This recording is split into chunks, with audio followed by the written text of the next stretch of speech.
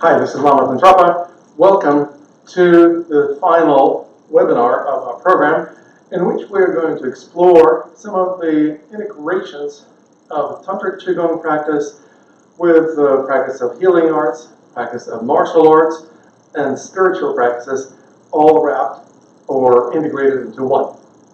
Now, it may sound almost too good to be true, so we'll have to experiment with some of the applications of the practice of empowerment first, because that's the easiest way to get into this integrated practice, and also it's something that transcends many of the practices that we've experimented with in the past and adds another layer of intelligence to those practices.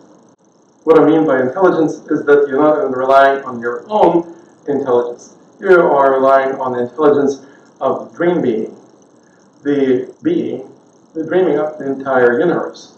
Or you can say the universe is dreaming itself into existence. And it has intelligence.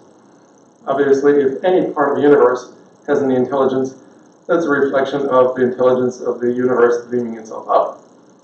Just like in your dream, if a dream character has some intelligence or some other qualities or abilities, that is a reflection of those qualities or those energies existing in your own system, in your own consciousness that's dreaming the dream.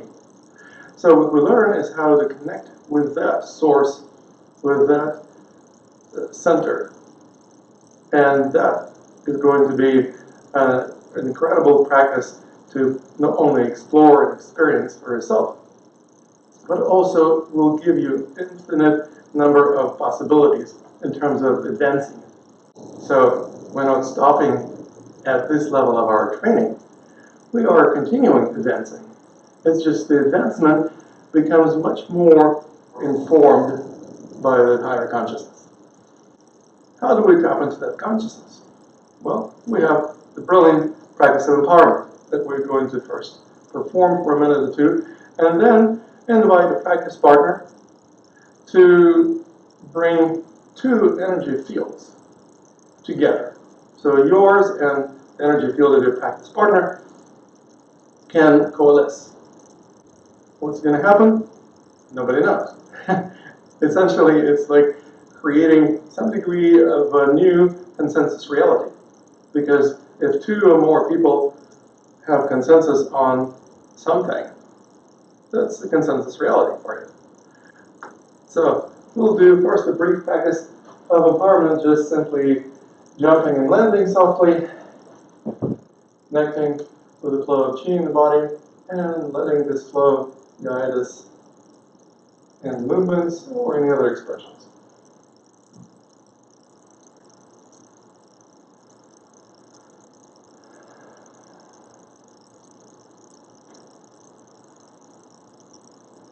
As you know that energy flows one way or another.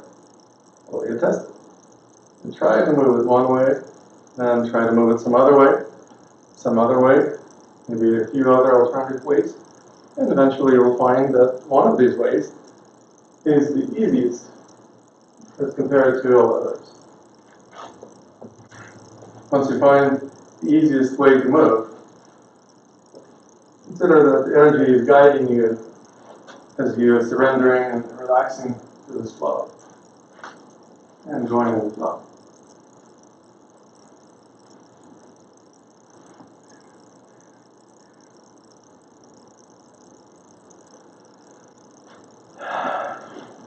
Easy way to determine whether you're in flow is also by observing your breath. Not doing anything special with the breath, just simply noticing when you experience a sigh of relief, a yawn, or just feel the breathing becoming deeper, smoother, and more meditative, more relaxed. That's what happens when you're in flow. After a minute or two of this practice by yourself, you can invite your practice partner to join forces, or join energy balls, if you will. So you just bring the two fields of energy and let them coalesce into one. See what's going to transpire.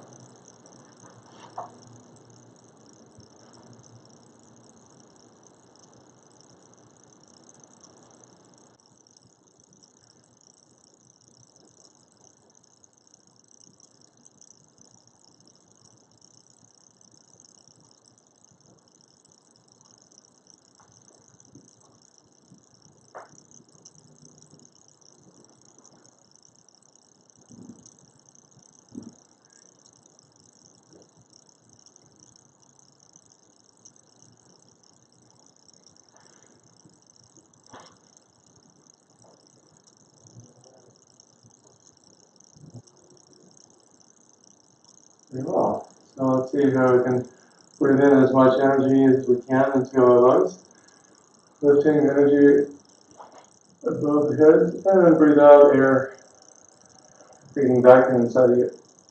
And then just let energy fill your body, my body, and the whole room.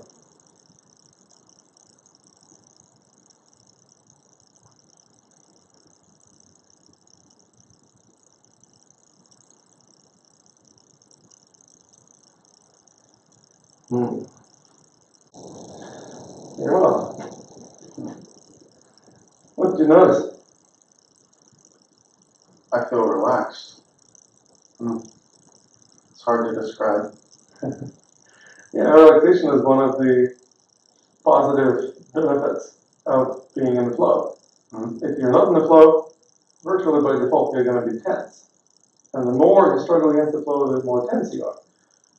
So the more you are relaxed, the more you're likely to be in the flow. And it also serves as a proof positive that you are in the flow, because you wouldn't be able to relax if you were not in the flow. So in a sense, we are using relaxation as a constant feedback mechanism. How is it working for me? Now, this is also something that we can integrate, for example, in the practice of push hands. Let's say the same practice with push hands. Now we integrate energy awareness. You see, I'm just using a fingertip. Sometimes it's just enough.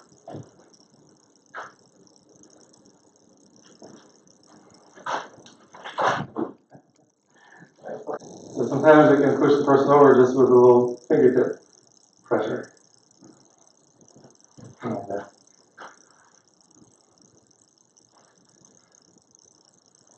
Sometimes it doesn't have to be pressure on the body, on the torso. Sometimes it can be on the arm. Sometimes it can be on the wrist. Sometimes it can be on the forearm.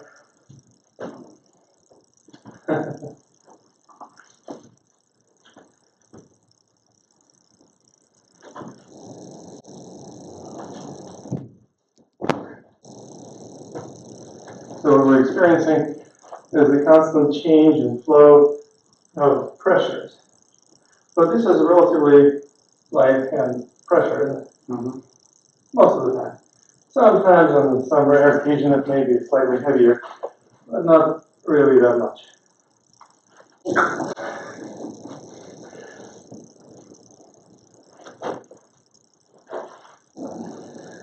Yeah. Well, like for example, you can push me into my stomach through my hand. Yeah, it's right there. So in a sense, I brought your hand to my body. It's just through the medium of my own hand. But then, of course, I know that my hand is there. It serves as a buffer between your hand and my body. So when you push me again, I can just do this. And suddenly, mitigate that pretty easily. Almost like a setup. Like, for example, here I'm creating a setup. I'm squeezing your arms a little bit closer to each other. And that makes the entire structure slightly easier to collapse.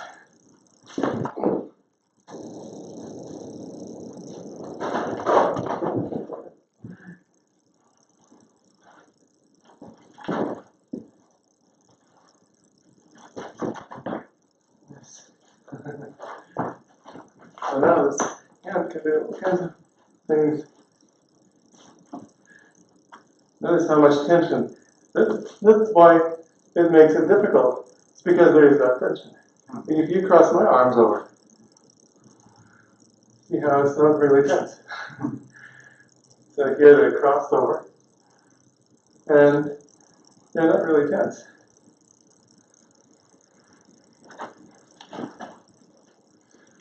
That's tough to wrap my mind around.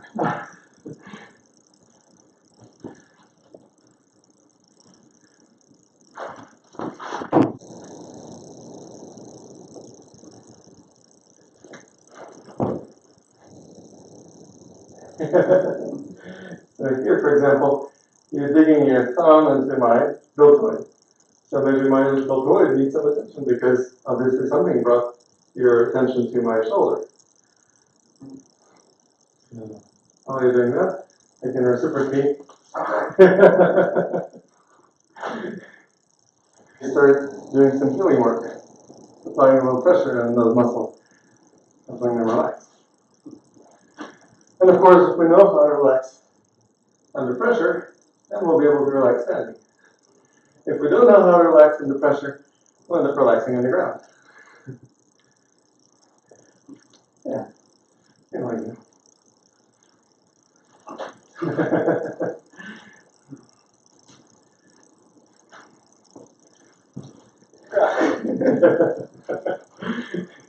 Sometimes it's beneficial to have the arms closer together. Sometimes it's more beneficial to not struggle against somebody bringing it. Like if you bring my arms closer together, instead of struggling.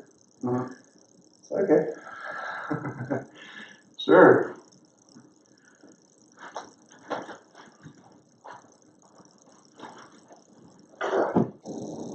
So here, again, I just parted your arms.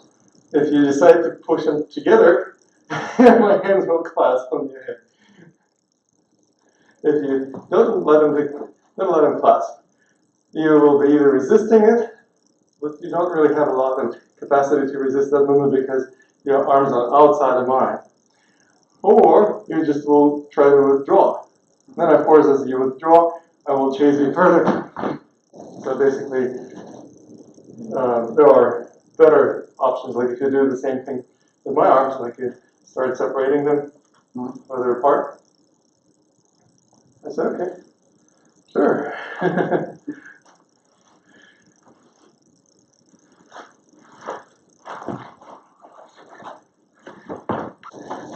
Survived.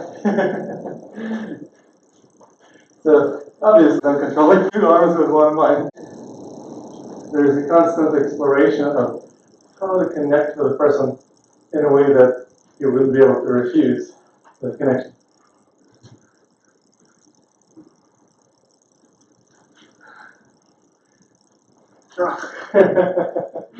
Qigong technique.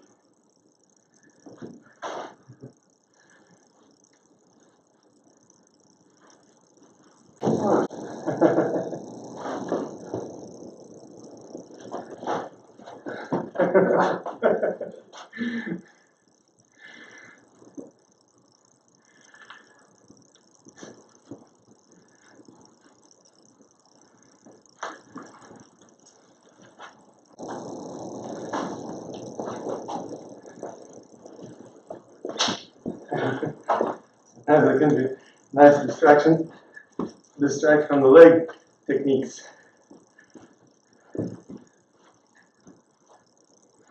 As I'm trying to do something with my leg, you can do something with my arms or rest of my body to undermine my balance.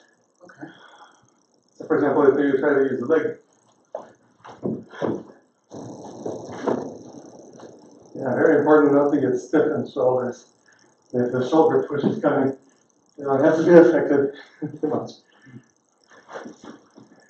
Yeah.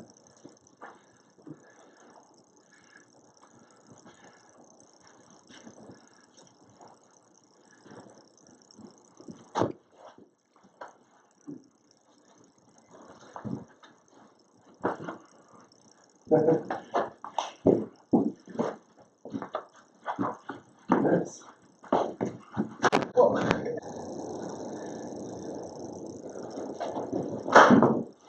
As soon as I see a cross step, which is about to happen, it's an invitation to do some kind of a trick technique. Yeah, like that.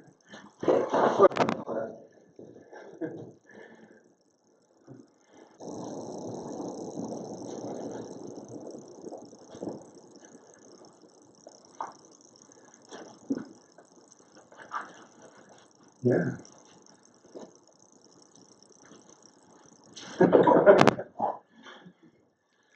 Space plan. If I'm balancing on my foot, obviously I'm inviting you to get some stability.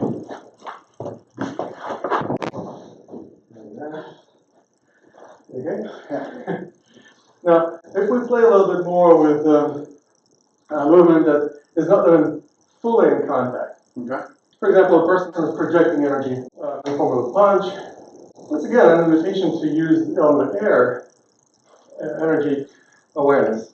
So, for example, if you make a punch into my stomach, and I recycle it instantly. It's not like in karate, 1, 2.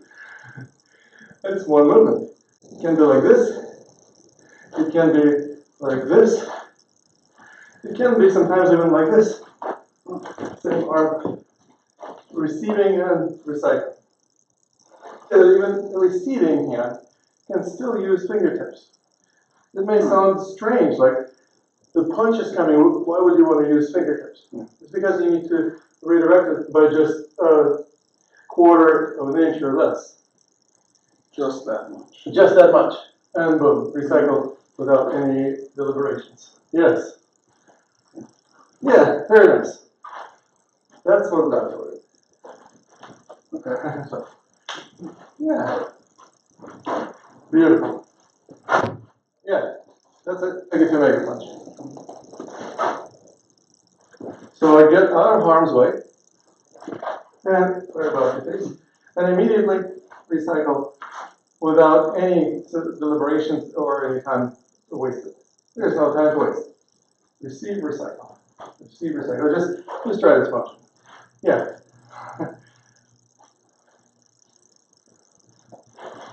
Mm-hmm. Bingo. Yeah, that was it. And obviously it has to do with the footwork. So your footwork basically takes you out of harm's way and then allows you to have power in your recycling. So if you choose to send a reasonably substantial energy recycling wave back to the opponent, you can. Now the second type is when you receive with one hand and recycle instantly with the other. okay, so Boom, yes. Uh-huh. Uh-huh.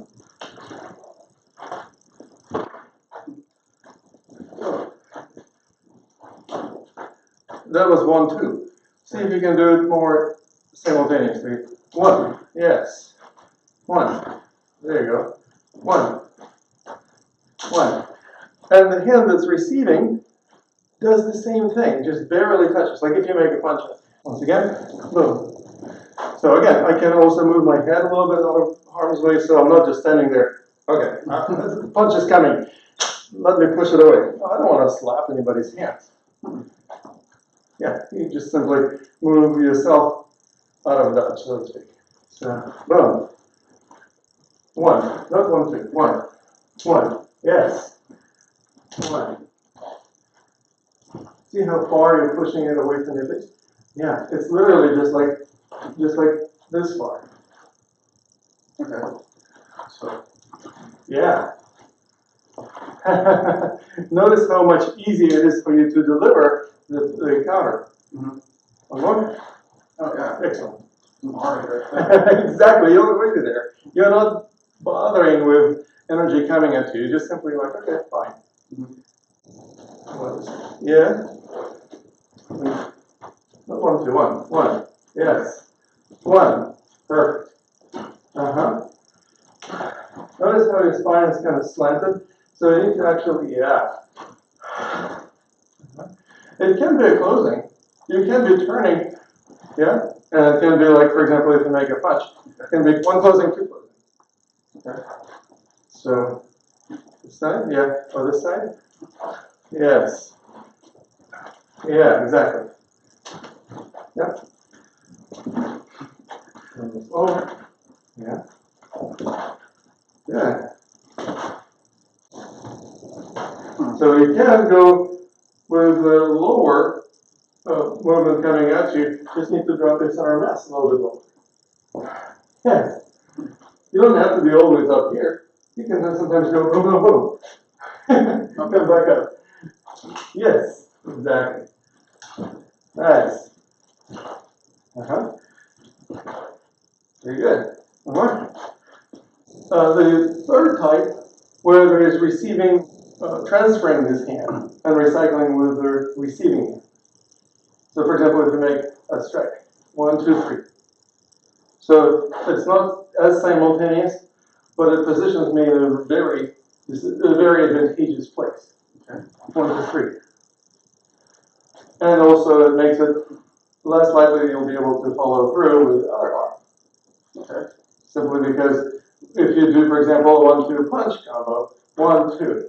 If I'm just standing here, I'm going to be hurting. If I'm doing the second type of recycling, I may be out of harm's way. The third type, I'm way more comfortable. So let's see, 1 transfer, So, 1 transfer, and boom, yes. Boom, yes. Yes. so how do you move quickly? Lifting the foot and letting gravity move you in that direction instantly. Oh, if you stand with your feet too close to each other initially, you won't have the mobility because you lift one foot, lift the other foot, and you're not moving really far. Yeah. So there needs to be some distance between the feet, but not too much distance because you'll lose mobility again. So there's the sweet spot, or like happy medium, between too narrow and too wide. And that's what usually constitutes a natural stance. So whenever somebody asks me, so what's the optimal distance between the feet? Whatever your body chooses when you take natural stance, jumping line. So let's try it. 1, 2, and then recycle with it. Okay. Yes. Very good. Like for example, if you move, Okay. boom, boom, boom. So I'm receiving your hand that's coming at me. I'm recycling. If you don't use the other hand, you're only going to do another recycling. Often, this also will mean that you will abandon the idea of making a strike with this hand because you will be protecting your face. You'll be like, oh my God, I'm going to get hit now. So you just abort mission. Yeah, exactly. You switch this hand, exactly. And recycle, transfer to this hand, boom, recycle, yeah. I'm trying to do something with this hand, so you make this movement. Boom. Boom. Okay, that's a little interesting. Boom. Boom. So basically it becomes a matter of just staying on a comfortable side. Yep. Nice. Exactly. So you can't really strike it instantly. You would have to reverse that movement to go forward again. So this is a relatively safe phase of the strike. Okay. Just abandon this, transfer it to this hand. I'm coming at you with this one, boom. Then this one, yes. In a sense, it's almost like you're, But if I let go of this hand, doesn't that free it up? you don't let go just willy-nilly. You let go at the time when this person starts pulling back. You sometimes can even follow that pulling back action. For example, if you make a punch, and I go, oh, okay. And then, as you're pulling back, I'm coming at you. And again, so here. Okay. Kind of like that. It's so subtle, it sometimes becomes invisible. Like, how did you hit me? It was just sticking to you. So I'm waiting for you to start taking the arm back. And as you're taking it back, I'm coming at you. Oh, I see. Okay. You literally are bringing my hand closer to you. I'm stuck to you. Boom. Now, turn tables. And I'm pulling it back. And you just go, okay, fine. Yeah. And I'm pulling your hand essentially right up. And I noticed that that naturally puts you in the position for forward push. Isn't that convenient? Make a movement like a karate chop.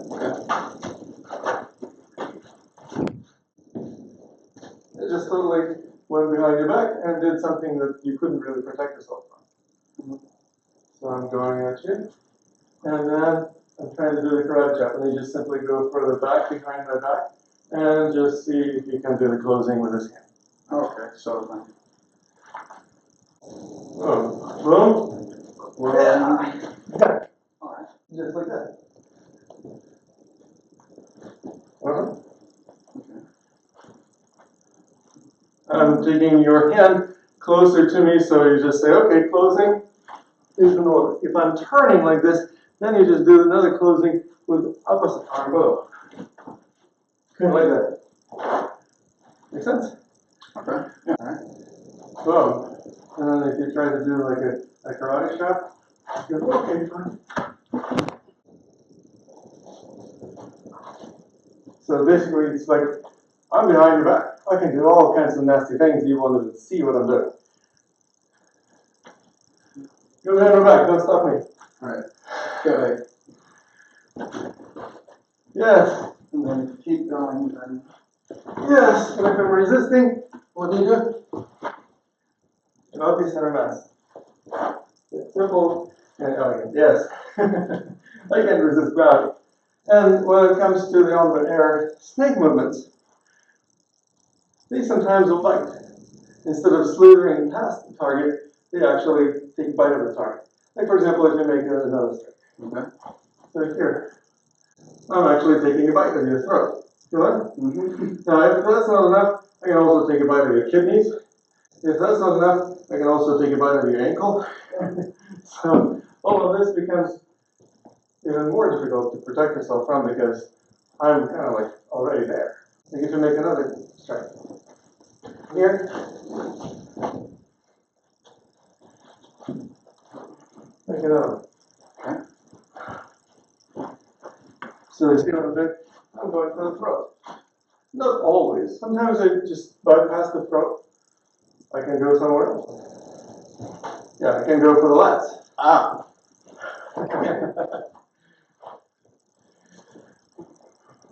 If necessary, you can also go, for example, for the trapezius muscle. Ah. It's the famous Vulcan grip. So, Okay. So. I'm making a punch, and just go, okay, and I can just simply, yes, and apply a bit of element air grip. Yes. No, tension needs to be relaxed. Yeah, it has to be relaxed in order to take the person down. It's kind of a paradox. But if the snake is stiff, Yeah. that's not an alive snake, it's a dead snake. It's like Not there's much remorse. bite either. Yeah, so it bites like this. Yeah. So I'm making a strike. And go for the Dr. Spock's. Yes. Easy, isn't it? Yeah. So it's kind of like biting but slithering into the bite while also dropping your center of mass. Exactly. It's like, I can't really do anything with this arm. Yeah, it's like you can hold the person up and just. Martial arts eventually turns into the kindergarten play. You don't beat up the kids in the kindergarten. They may even be like trying to attack you with their plastic swords and some other weapons, plastic bazooka or whatever. You're not gonna just beat them to a bloody pulp. You're just gonna like play with them, and that's basically what we're doing. We're learning how to play in a way that gives us total control, and at the same time, we are not causing more karma. We give the opponent a sense that it's totally within our means, but we're exercising compassion, mindfulness, and don't really destroy them. If they're asking for more, sure, we can help them relax on the ground. Like for example, if you make another punch. Okay. So for example, here, I just apply a little pressure, help you relax on the ground. If you're not fully relaxed, well, fine. I will turn you over and help you relax while you're on your stomach. Even if the person is on his back.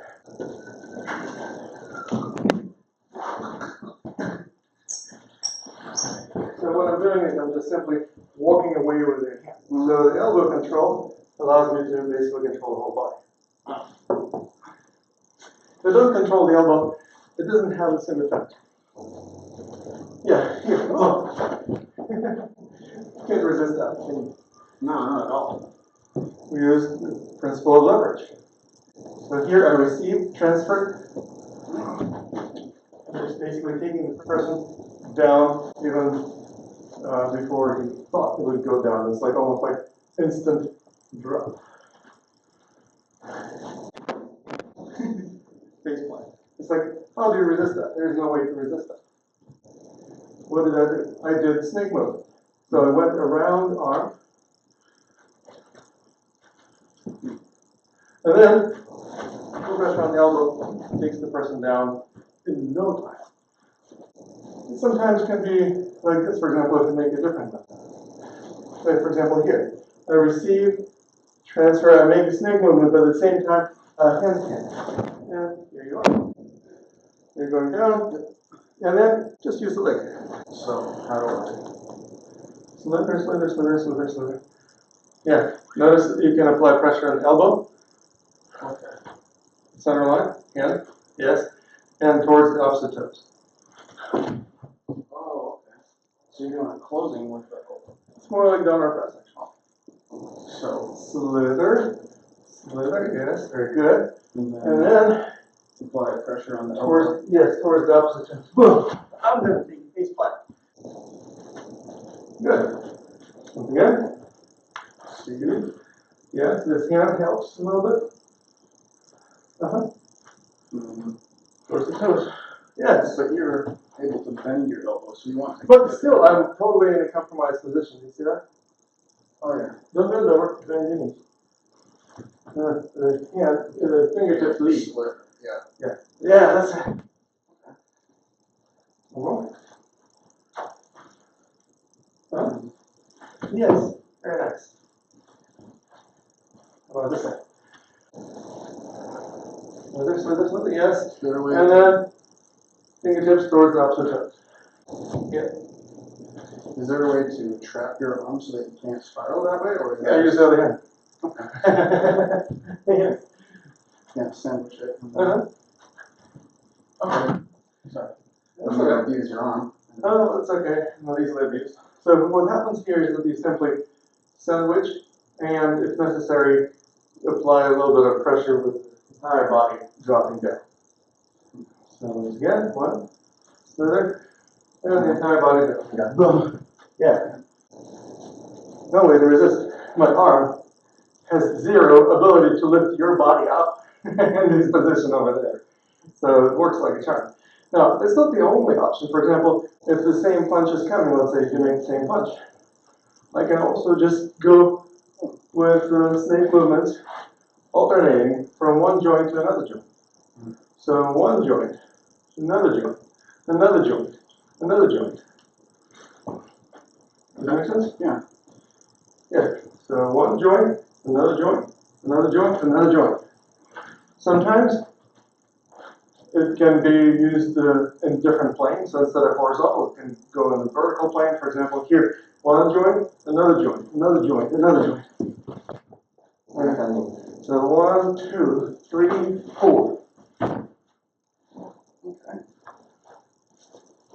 What am I doing? Here, 1, 2, 3, 4. It's like magic. It's like just taking the person apart, one joint by joint. Okay. If I'm making a strike, 1, elbow, 2, shoulder, up. Yeah. Whoa. Very nice. Again, wrist, elbow, shoulder, up. Yeah. That's kind of amazing.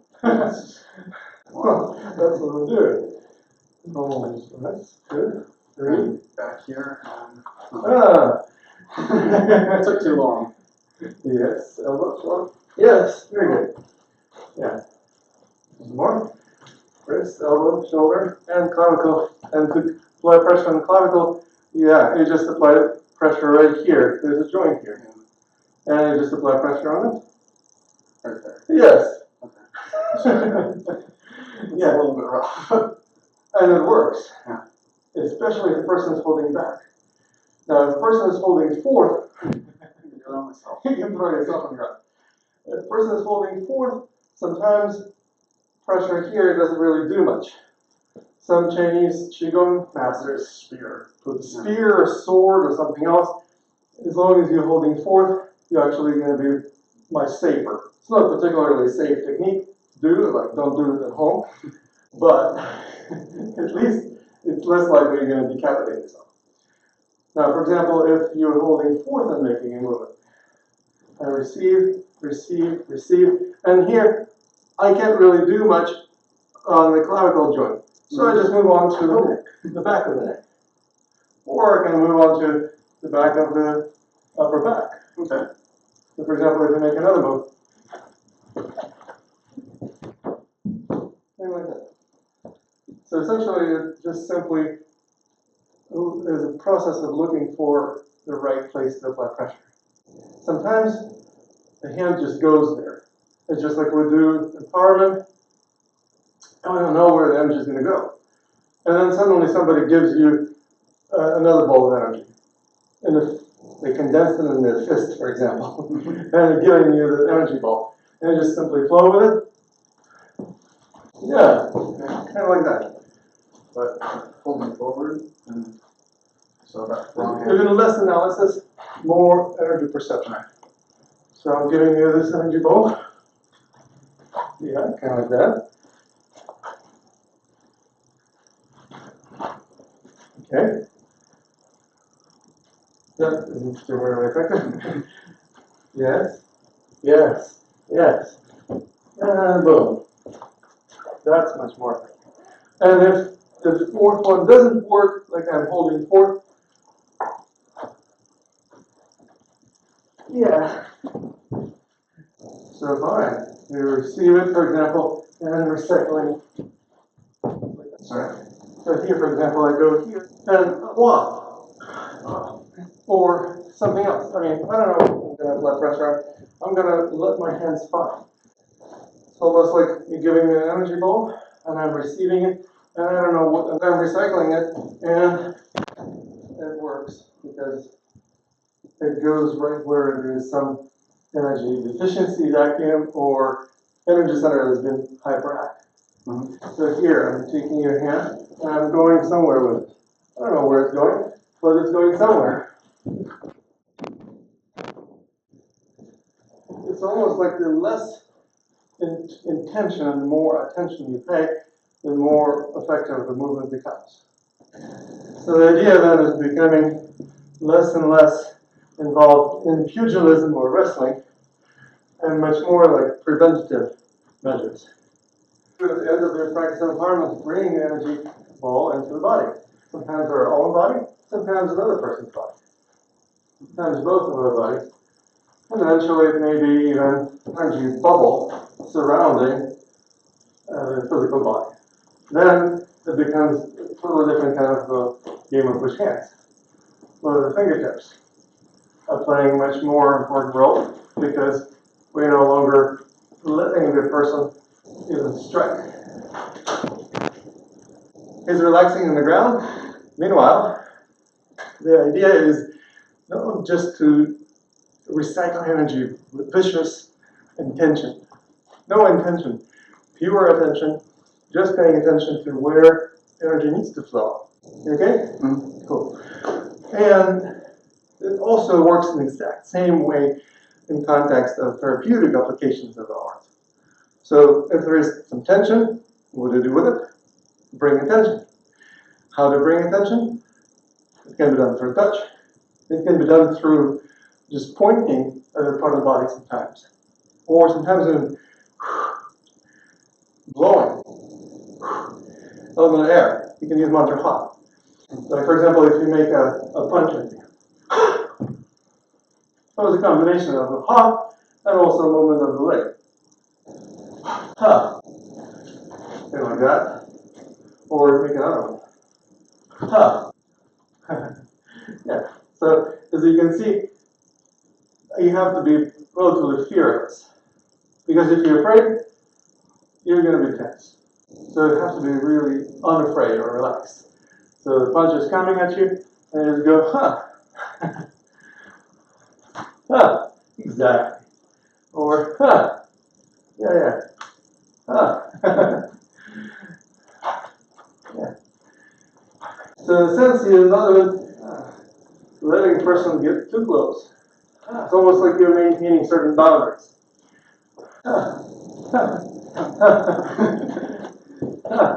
There's a little boundary here, not easy to cross over.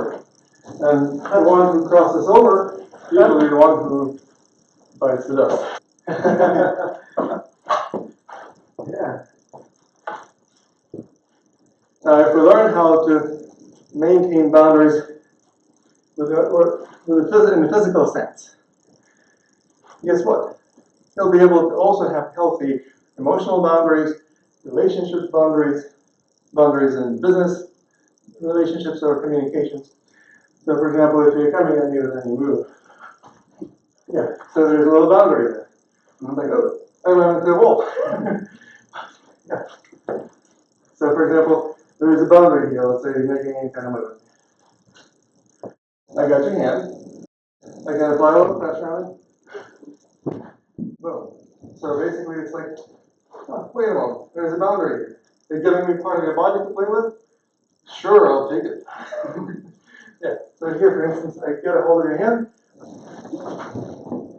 So here, I just continue the movement, creating a sense of the energy bubble. The more impenetrable it is, the more energy there is in the air energy center. But it doesn't mean you're building walls, you're creating an energetic sense of how far your awareness and your power extend. So some people are really small in their awareness and small in their power. The energy bubble doesn't really expand that far. For example, if you try to push me, yeah, so this is how far my energy bubble extends. Does this make sense? Mhm. Yeah. For example, if you try to kick,